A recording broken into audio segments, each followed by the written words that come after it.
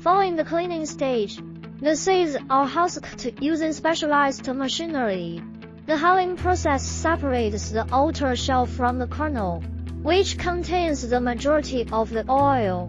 After husking, the kernels undergo flaking to increase their surface area. The next crucial component is the screw press or expeller, where the actual extraction of oil occurs. The flakes are subjected to high pressure, forcing the oil out while leaving behind a solid residue known as cake or meal. Some advanced lines may also incorporate solvent extraction systems for higher yields. After extraction, the crude oil needs refining. A typical refining section includes degumming, neutralization, bleaching, and deodorization units.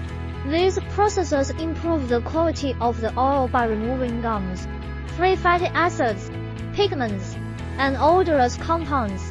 Finally, supporting equipment such as conveyors, elevators, and storage tanks ensure smooth material flow throughout the production line. Additionally, automation and control systems can be integrated to optimize performance and reduce labor costs. Overall,